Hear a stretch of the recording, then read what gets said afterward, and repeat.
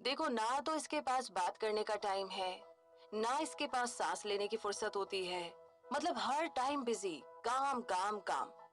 मतलब अगर आपने ज्यादा बड़े सपने देख लिए हैं और आपको लगता है कि बहुत परेशानी, थकान, बिजी है आप, टाइम ही नहीं आपके पास दुनियादारी के लिए, तो ऐसा करना आपके और आपके गोल्स के लिए सही नहीं है। अगर आप हमेशा टायर्ड फील करेंगे तो आपने किसी काम को जल्दी खत्म करने की एनर्जी नहीं बचेगी और आप क्रिएटिव भी नहीं रह पाएंगे। इसके लिए आपको एक ऐसे सिस्टम की जरूरत पड़ेगी जो काम सच में करती है। ये समरी आपको इम्पोर्टेंट चीजों पर फोकस करना और अपने काम को कैसे करना है ये सिखाएगी। तो आइए, सपनों को पूरा करने की इस जर्नी में एक और ऑडियो बुक समरी आपके लिए तैयार है, जिसे बनाया है गीगल ग्रेट आइडियाज ग्रेट लाइफ ने, जहां पर आप समरीज को पढ़ सकते हैं, सुन सकते हैं, शेयर कर सकते हैं। और मैं हूँ गिगलर रूबी पारिक आपके साथ।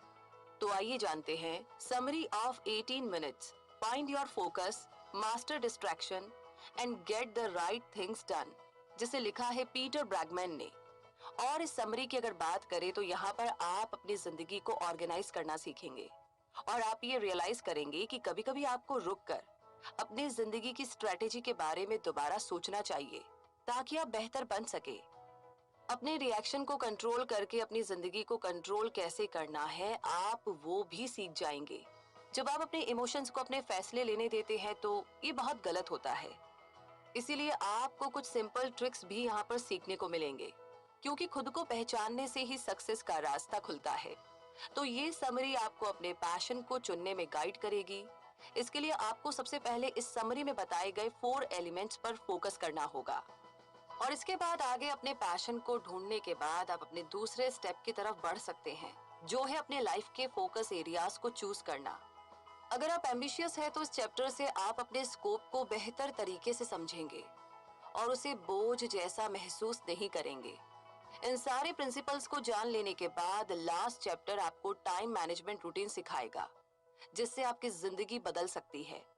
तो क्या आप अपनी लाइफ को 18 मिनट्स में चेंज करने के लिए तैयार हैं? अगर आपका जवाब हाँ है, तो चलिए इस जर्नी को शुरू करते हैं और सबसे पहले बात करते हैं आगे बढ़ने की होड़ को कम करना। यानी हम सब अपनी गलतियों को मानने से डरते हैं। कुछ लोग जब किसी प्रोजेक्ट को शुरू करते हैं तो फुल स्पीड में काम करते हैं। वो सोचते हैं कि ऐसा करने से उनको सक्सेस जल्दी मिल सकती है। लेकिन कभी कभी रुककर, सांस लेकर और फिर अपनी स्ट्रेटेजी के बारे में दोबारा से सोचना चाहिए। जब भी आपको लगे कि आप कुछ गलत कर रहे हैं, तो आपको कुछ देर के लिए खुद को स्लो कर देना चाहिए। अगर आप एक बहस या झगड़े में फंसे हैं और आपको लग रहा है कि शायद आप गलत साइड खड़े हैं, तो अपनी स्पीड को स्लो करके ध्यान से सोचना चाहिए कि आगे क्या कहना है।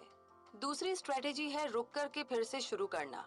चलिए मानते हैं कि आप अपना एक बिजनेस शुरू करना चाहते हैं और आपको लगता है कि आप गलत डायरेक्शन में जा रहे हैं या फिर आपका आइडिया सक्सेसफुल नहीं हो सकता।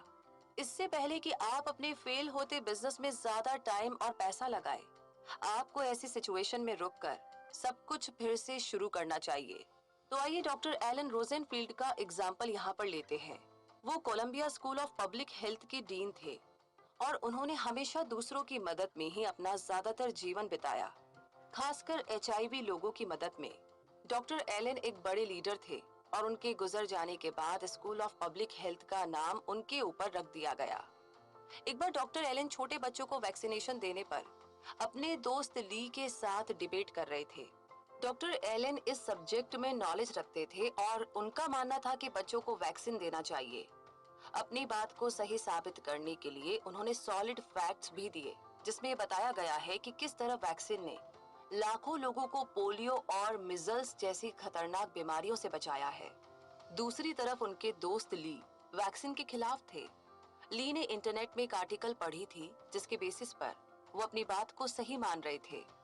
उन्होंने कहा कि वो आर्टिकल साबित करता है कि वैक्सीन से काफी लोगों को नुकसान पहुंचा है। डॉक्टर एलन इस सब्जेक्ट के एक्सपर्ट थे, इसीलिए वे ली के बिना ठोस सबूत वाले आर्टिकल के ऊपर हंस भी सकते थे। लेकिन उन्होंने ऐसा नहीं किया। उन्होंने गुस्सा करने और खुद को सही साबित करने के बजाय बहस करना बंद कर दिया। थोड़ा स्लो हुए और थोड़ी देर सोचा। फिर डॉक्टर एलन ने ली से कहा कि उन्होंने उस आर्टिकल को नहीं पढ़ा है और उसे पढ़ने के बाद ही वो अपना फीडबैक देंगे। तो ठीक इसी तरीके से काफी लोग ये सोचते हैं कि अगर वो अपनी गलती मानेंगे तो वो अपना सम्मान, पोजीशन और पावर खो देंगे। लेकिन सच्चाई इसके ठीक उल्टी है। पूरी दुनिया के सामने अपनी गलती को मानना एक स्ट्रॉन्ग और मजबूत शख्स होने की निशानी है। इसलिए अगर आपकी कोई बात या फिर कोई काम नहीं बन रहा हो तो उसे खत्म करके कुछ और नया शुरू करने में कोई गलत बात नहीं है। अपनी जिद में अपने फ्यूचर के मौकों को मत खोइए। ऐसी सोच जो आपको रोके रखे उसे छोड़ देनी चाहिए। यही सक्सेस पाने और आगे बढ़ने का रास्ता है। और इस आगे बढ़ने के रास्ते में सवाल है कि आपको कहाँ पहुंचना है। मतलब ये कि आपको याद है आपके स्कूल के मैथ्स टीचर को आप पसंद नहीं करते थे और उनकी ही वजह से आप मैथ्स में फेल हो गए थे और शायद डिग्री भी नहीं ले पाए थे। बहुत सारे लोग ऐसे ही जाल में फंस जाते हैं क्योंकि हम बाहर के फैक्टर्स को हमारी प्रेजेंट सिचुएशन के नतीजों पर हावी होने देते हैं। अपने फैसलों के बारे में बात करें तो हमें लगता है कि हमारी लाइफ का कंट्रोल हमारे हाथ में है, पर आप गलत है। अक्सर किसी ट्रिगर पर जब आप बिना सोचे झट से रिएक्ट करते हैं तो उसकी वजह से आप इन नतीजों पर पहुंचते हैं। एग्जाम्पल के लिए आपके मैथ्स टीचर जिन्होंने आपको कम मार्क्स देने का डिसीजन लिया, तो यहाँ पर आपको अपना फोकस बदलना होगा। लाइफ के ट्रिगर को हमारे नतीजों यानी कि हमारे रिजल्ट को कंट्रोल करने देने के बजाय आपको खुद ही अपने रिजल्ट को कंट्रोल करना होगा। और आप ऐसा तभी कर पाएंगे जब आप ये सोच लेंगे कि आपको क्या नतीजा चाहिए, क्या रिजल्ट चाहिए। फिर आपको स्लो हो जाना चाहिए और वैसा रिएक्शन ढूंढना चाहिए जो गारंटी देगी कि आपने जैसा सोचा है वही नतीजा, वही रिजल्ट निकलेगा और आपको मनचाही सक्सेस मिलेगी। इस बुक के ऑथर पीटर एक कंसल्टेंट भी है। उनके एक क्लाइंट का नाम हंटर था जिनकी कंपनी पर बहुत सारे केस चल रहे थे और उनका नाम प्रेस के सामने बहुत ही खराब था। पीटर हंटर के प्रॉब्लम्स को सुलझाना चाहते थे। एक दिन हंटर ने पीटर से कहा कि दिखने में तो वो उनकी हेल्प के लिए रेडी लगते हैं, पर वो उनकी कंपनी को इन प्रॉब्लम से उबार नहीं पाएंगे।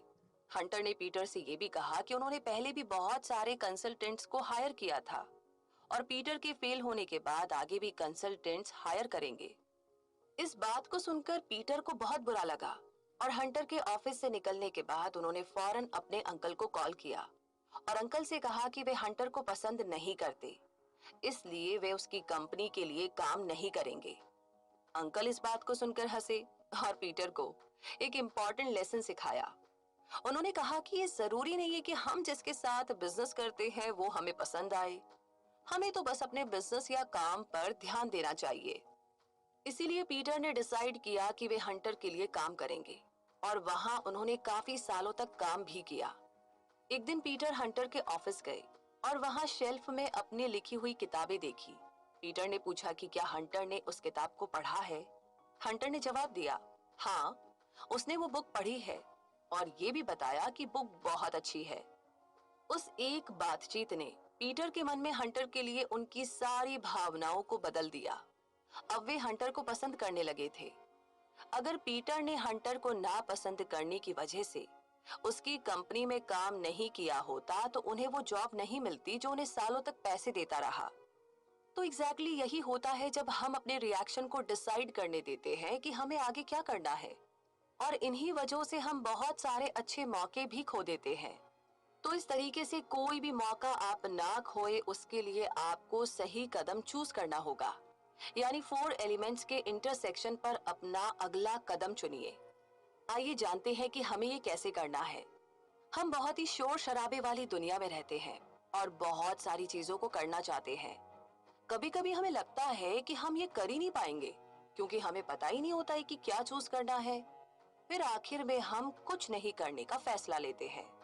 तो आप अभी से इस पर काम करना शुरू नहीं करेंगे तो आगे जाकर लाइफ में इतने ज्यादा मौके आएंगे कि आप डिस्ट्रैक्ट हो सकते हैं। आपको 4 एलिमेंट्स पर यानी कि 4 एलिमेंट्स पर ही फोकस रखना है।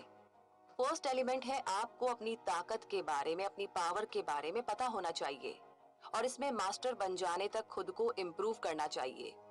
जब आप उस बात पर अपना फोकस रखते हैं जिसमें आप बेस्ट हैं तो आपके जीतने के ज्यादा चांस होते हैं। सेकंड एलिमेंट है कि अपनी कमजोरियों से भागिए मत, बल्कि उसे अपनाइए, एक्सेप्ट कीजिए। इस कमजोरी से फायदा उठाने की कोशिश कीजिए।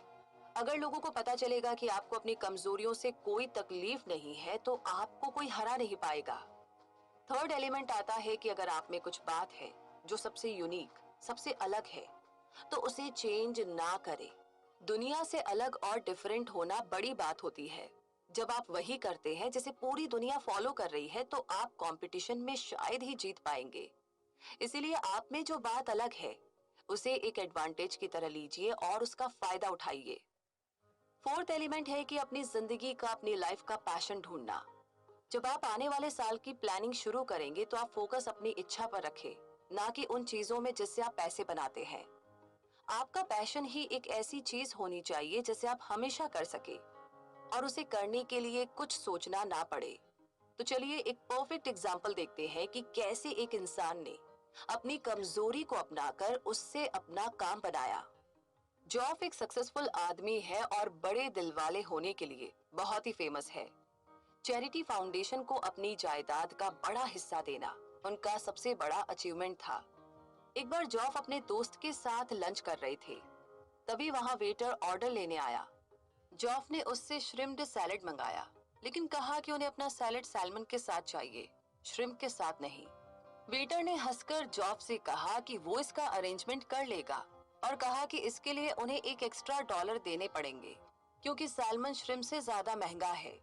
कुछ पल सोचने के बाद जॉफ ने कहा कि अब वे श्रिम्प ही लेंगे, सैल्मन नहीं। हालांकि जॉफ काफी अमीर है, लेकिन फिर भी वे $1 की भी कीमत समझते हैं। कुछ लोग कह सकते हैं कि जॉफ बहुत कंजूस है या फिर अजीब है, लेकिन उन्हें जॉफ की सोच के बारे में कुछ नहीं पता जिसने उन्हें सक्सेसफुल बनाया है। जॉफ अपने प्रिंसिपल्स को बहुत ही स्ट्रिक्टली फॉलो करते हैं। उनका मानना है कि अगर कोई चीज रिटर्न में डबल वैल्यू नहीं देती तो उसके लिए अपने पैसे लगाना बेकार है, फिर चाहे वो $1 ही क्यों ना हो। जॉफ एक ऐसी एग्जाम्पल है जिन्होंने अपनी कमजोरी को अपने खिलाफ नहीं बल्कि अपने फायदे के लिए इस्तेमाल किया। इन्हीं प्रिंसिपल्स की वजह से उन्होंने अपनी दौलत बनाई। जॉफ का पैसे के लिए जो ये अजीब सा नजरिया है उसे उन्होंने दिल से अपनाया है। अगर आप एक ऐसी जिंदगी जीना चाहते हैं जो दूसरों से अलग है तो आपको खुद को पहचानना होगा। आपको अपनी ताकत यानी कि अपनी पावर और कमजोरी के बारे में भी पता होना चाहिए ताकि आप उन पर फोकस करके उन्हें अपने काम में लगा सके। दूसरों से अलग होने की वजह से आपको शर्मिंदा होने की जरूरत नहीं है। आपको सक्सेसफुल बनना है क्योंकि आप अलग है, यूनिक है। और ये बात जान लेने के साथ अब आगे हमें डिसाइड करना होगा कि करना क्या है। Deciding what to do. आइए जानते हैं। क्या आपको वो वक्त याद है जब आपके पास करने के लिए बहुत सारे काम होते थे, लेकिन आपको पता ही नहीं था कि स्टार्ट कहाँ से करना है? एक्चुअली हम सभी को ना इससे गुजरना पड़ता है। हमें लगता है कि किसी काम को ज्यादा करने से हम ज्यादा प्रोडक्टिव होंगे, लेकिन हकीकत में ये इससे ठीक उल्टा है। अगर आपकी लिस्ट में करने के लिए 20 काम है तो आप थक जाएंगे और हार्डवर्क करने के बजाय आप बस रुक जाएंगे। हर साल आपका फोकस 5 चीजों पर होना चाहिए, जिसमें से 3 गोल अपने काम के लिए और 2 अपने पर्सनल लाइफ के लिए होंगे। इसीलिए जब आप अपनी टू डू लिस्ट बनाएंगे तो उसमें सिर्फ वो 5 चीजें लिखिए जिनमें आपका फोकस रहता है। जैसे कि फ्योरेला एक मिड साइज टेक कंपनी की सेल्स हेड थी। उन्होंने पीटर की हेल्प मांगी क्योंकि वो बहुत ज्यादा कंफ्यूज्ड फील कर रही थी। फ्योरेला के पास करने के लिए काफी कुछ था। उन्हें एशिया में सेल्स की परफॉर्मेंस के मुद्दे को सॉल्व करना था, यूएस टीम के कुछ प्रॉब्लम को भी फिक्स करना था और सीईओ के साथ स्ट्रेटेजी भी डिस्कस करनी थी। ये सब टास्क फ्योरेला के उस एक दिन की टू डू लिस्ट में लिखा था। इसके अलावा भी उन्हें बहुत कुछ करना था। फ्योरेला के पास इतना ज्यादा काम था कि उन्हें पता ही नहीं था कि करना क्या है। वो बिल्कुल ठंडी पड़ जाती है और कुछ भी शुरू नहीं कर पाती थी। ऐसा इसीलिए होता था क्योंकि उन्होंने पहले से ही इन कामों के आगे हार मान ली थी। उन्हें सांस लेने के लिए कुछ पल चाहिए थे। फिर जब फ्योरेला ने अपनी लिस्ट को ऑर्गेनाइज करने का सोचा तो उन्हें उसमें ऐसे काम दिखाई दिए जो वाकई में इम्पोर्टेंट नहीं थे।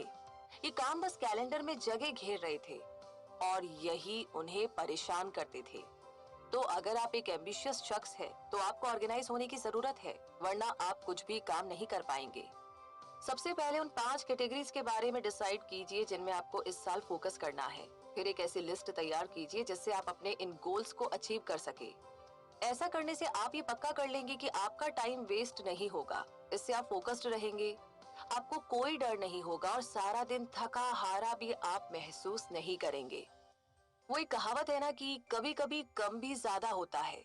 तो आपको आने वाले साल के लिए अपने 5 गोल्स सोचने चाहिए।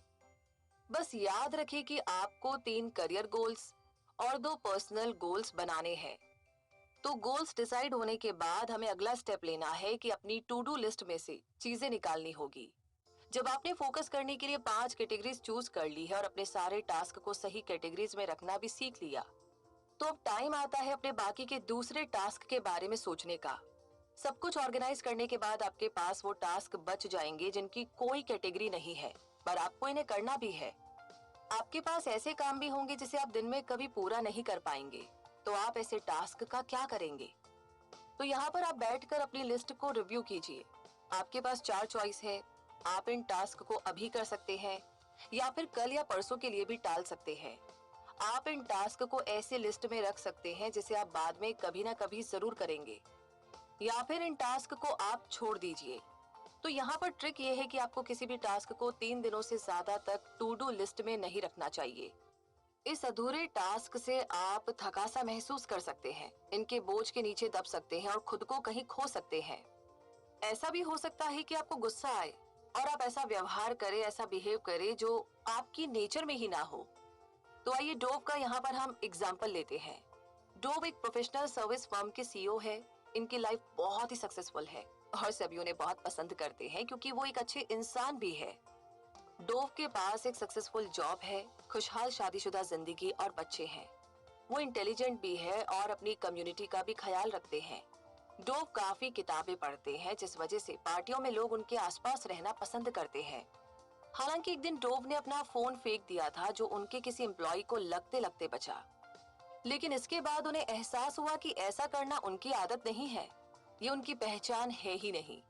डोव एक अच्छे इंसान है जिन्हें सारे लोग पसंद करते हैं। तो आखिर उस दिन उन्हें हुआ क्या था? अब सिंपल तरीके से कहे तो उनके टास्क की लंबी सी लिस्ट को लेकर वो बहुत ज्यादा परेशान थे। डोव के काफी काम ऐसे रह गए थे जिन्हें वो पूरा नहीं कर पाए थे। इस वजह से वे खुद को बेकार महसूस करते थे। उनके पास जो भी अचीवमेंट थे उन्हें लेकर वे बिल्कुल भी खुश नहीं थे। उन्हें लगता था कि वे और भी बहुत कुछ कर सकते हैं। फोन फेंकने के बाद डोव ने माफी मांगने की कोशिश की और सब कुछ ठीक करना चाहा। लेकिन प्रॉब्लम ये थी कि लोगों के सामने उनकी एक गलती भी लोगों का नजरिया बदल सकती थी। और बस यही वो पल था जो डोव की पहचान बन गई, क्योंकि वो अपनी टू डू लिस्ट को सही तरीके से चला नहीं पाए थे। तो अगर आप डोव की तरह गुस्से से नहीं फूटना चाहते हैं तो आपको एक सिंपल सी ट्रिक सीखनी चाहिए। हर सुबह आपको अपने फोन अलार्म को 1-1 घंटे के लिए सेट करना चाहिए। फिर आप खुद से 2 सवाल कीजिए। पहला सवाल, जो पिछला 1 घंटा गुजरा क्या मैं उसमें प्रोडक्टिव रहा? दूसरा सवाल, ऐसा मैं क्या कर सकता हूँ जिससे अगला 1 घंटा पहले वाले से बेहतर हो? तो ऐसा करने से आपका फोकस अभी के टास्क पर टिका रहेगा और लिस्ट के बाकी टास्क आपको बेचैन नहीं करेंगे। आपको अपने हर घंटे को यूज करना चाहिए। तो अपनी टू डू लिस्ट के बारे में बहुत ही कमाल की बातें जानने के बाद अब बारी आती है अपने डेली रूटीन को तैयार करने की।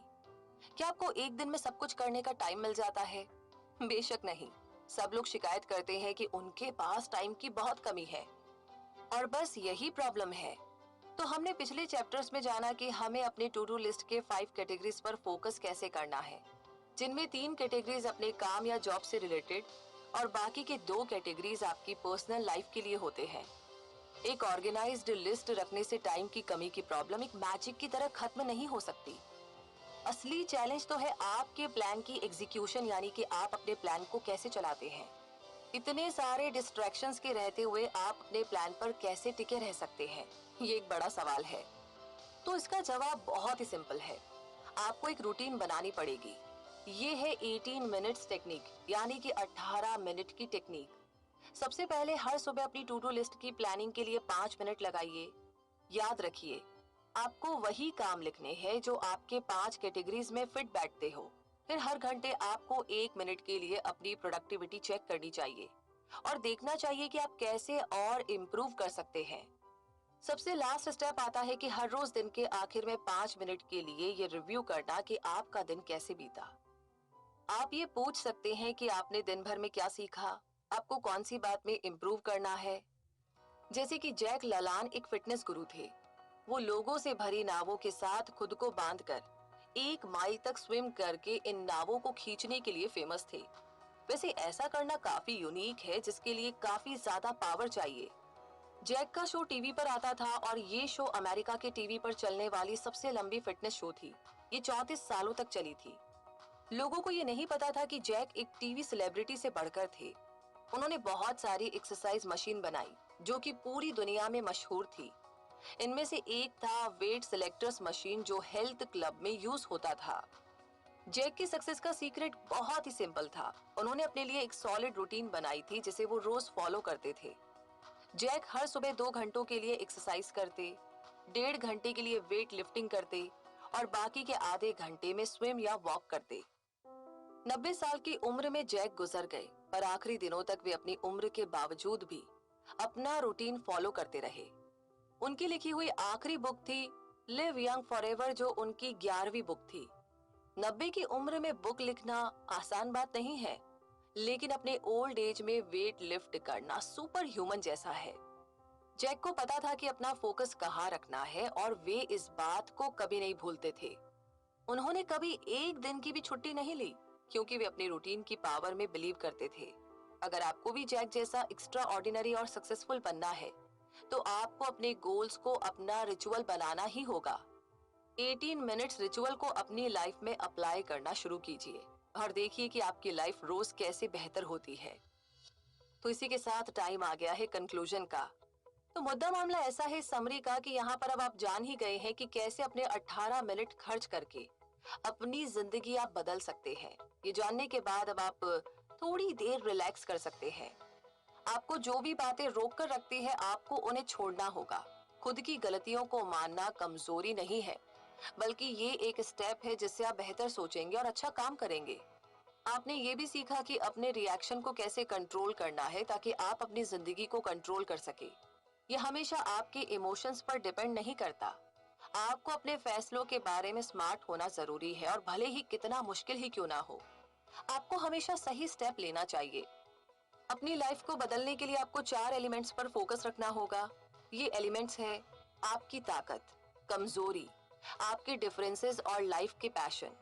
इस समरी में आपने हर साल अपनी जिंदगी के 5 एरिया को कवर करने के लिए अपने गोल्स को कम करना सीखा। अगर आप 5 से ज्यादा कैटेगरीज पर फोकस करते हैं, तो आप गुम हो जाएंगे, खो जाएंगे, क्योंकि आप सबको एक साथ हैंडल नहीं कर सकते। आपने 18 मिनट की रूटीन भी सीखी, जो आपको फोकस करने में हेल्प कर सकती है और आपके डिस्ट्रैक्शंस को भी हटाती है। इस रूटीन को फॉलो करने के लिए आपको रोज सुबह 5 मिनट अपनी प्लानिंग में लगानी चाहिए। फिर आपको हर घंटे 1 मिनट के लिए अपनी प्रोडक्टिविटी को चेक करना चाहिए, और दिन खत्म होने पर 5 मिनट अपने पूरे दिन का रिव्यू करना चाहिए। इस रिचुअल को रोज फॉलो करके आप अपनी सक्सेस के लिए एक स्ट्रॉन्ग फाउंडेशन बना सकते हैं। तो इंतजार किस बात का? 18 मिनट यानी कि 18 मिनट टेक्निक को यूज करके आप अपने गोल्स को हासिल कर सकते हैं। आप ऐसी डेली रूटीन बनाइए जो विनर्स के लिए बनी है, और इस बारे में तो आपने जान ही लिया है। तो इसी के साथ मैं कहूंगी कि समरी तो यहीं पर समाप्त होती है, खत्म होती है, लेकिन हमारी 18 मिनट की जर्नी शुरू होनी अभी बाकी है। चाहे तो अभी से शुरू कर लीजिए, या फिर कोई ना टू डू लिस्ट में कल का दिन ऐड कर लीजिए। अंत पंत बस शुरू करना है, जब भी करे जैसे भी करे। और ये समरी आपको कैसी लगी, इसी के साथ ये बताना बिल्कुल ना भूले कमेंट बॉक्स में लिख करके। साथ ही साथ अगर आप किसी और बारे में जानना चाहते हैं, तो वो भी हमें बता दीजिए।